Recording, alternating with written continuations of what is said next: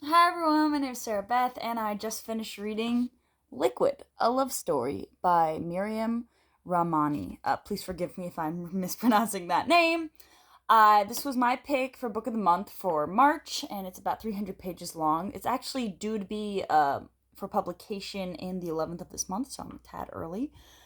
And I'm gonna say this: if you are looking for literary fiction, I don't think this is it.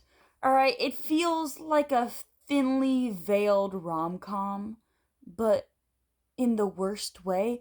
I keep going back and forth as if, do I hate this book or not?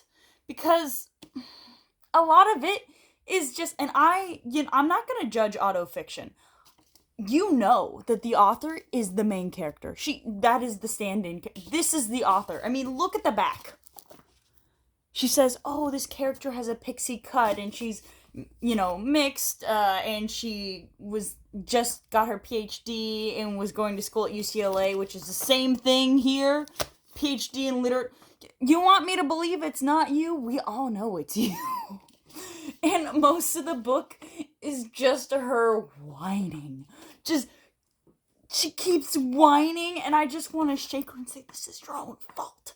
Because, for instance, she's like, "I have no money, and I have this big degree, and they don't want to hire me." And I'm like, "This because you're only looking in one section. You only want to teach at the university level. You could easily teach kids in high school and at least have a job for now, and then keep job hunting. So like or even get a job as a dishwasher.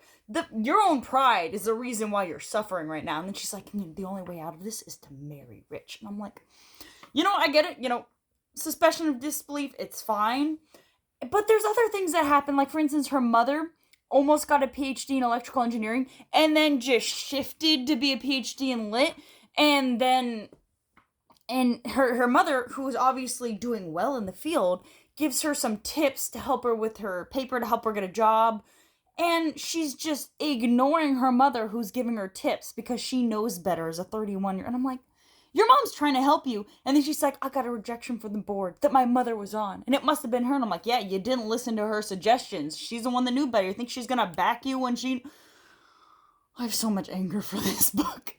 I hate to say it. So the general premise of this travesty, essentially a woman, she has a PhD in literature, and her social life has fallen to the wayside with the exception of her best friend, who is this Jewish white male, and he's a poet, but he also works a 9 to 5. She's like, "Sell out," because I'm like, the dude wants to support himself. Is there really a problem? Why don't you get a job? Okay.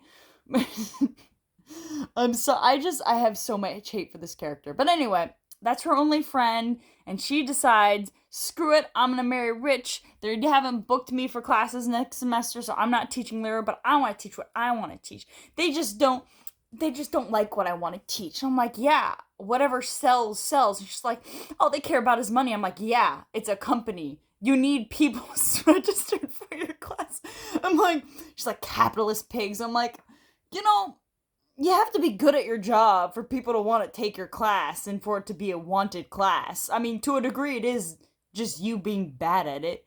Or maybe, sometimes you have to cater to the market. That is sometimes an important thing to do when you want to earn money. I just, I'll continue. Anyway, she wants to go on 100 dates by a certain standpoint to marry rich. That's the book. Except they're around the 200-page mark. Her father, who lives in Iran, he has a heart attack, and she has to go over there. And the thing that hurts me the most about this book, and I'm about to give spoiler here if you really want to read it, is this extremely insufferable character goes through a character arc, and you know what? I respect it. I respect that there is some air to her way. Not all. She's still an insufferable woman to read, but at least it pivots enough to where I'm not in pain reading this pseudo intellectual material. I'm sorry. You sound like you're waving nonsense at me. And I like literary fiction. I love lyrical language, and I do enjoy these things. When it's done well and it's not blatantly obvious to my face, I'm like, I understand not to be racist. You don't have to put it in such blatant terms. And I understand that you shouldn't be homophobic. Another thing that you shouldn't just put blatantly out there, like, have some artistry with it, woman. Like, show not tell. Did nobody tell you? You have a PhD in literature. You teach this stuff. Shouldn't you know how to do it? So the character, she does turn to the better when her father gets ill and she realizes, oh, maybe some of the things I was doing didn't matter as much as I thought they did. And I'm like, yeah, you think? And I get it. Maybe that's the whole point of the novel. And it's a coming of age story, but why are you how can it even be a coming of age story if you're 30? She just sounded like an insufferable teenage girl. And it was really hard for me to read. I know I read it really fast, but it was more of a hate read of me just wanting to get through this. I kept telling people as I was reading, it wasn't until the 200-page mark where I'm like, okay, this is turned better. I understand. I love the familial connections. I love how she is relearning how to be herself at the 200-page mark out of 300 pages. And for most of this book, I was just getting through it because I knew I had paid good money through Book of the Month. And so I had to read it because, this isn't one of those, how do I put it, books that I got for 50 cents. This is a nice hardback. It's very pretty, okay? I was going to read this book, but I really, really wanted to DNF it so many times. It's painful to get to that 200-page mark where all of a sudden it gets good. Like, her prose, let me speak of the positives. The prose of this book is quite good when she's not ranting about nonsense and being pseudo-intellectual trash. And also she disses engineering from an engineer. That is hurtful for me. She's like, my father lost his job and he enslaved my mother because he supported her getting her PhD when he still had a job. And I'm like, woman, how? How did she wanted to get her PhD and he provided for and then she got a PhD and she got a job. This book hurt me.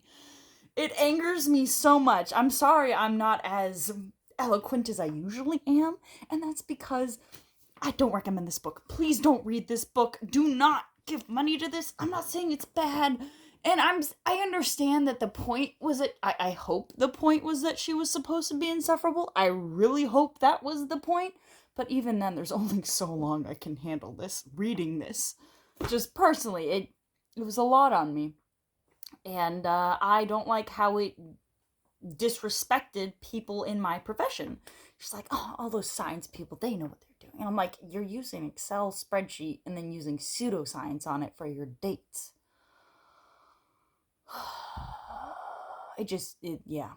Don't read this. Please do not. I'm not saying it's terrible. The prose is good. It's not worth a read. I'm sorry. Anyway, I hope you enjoyed my review and have a good one.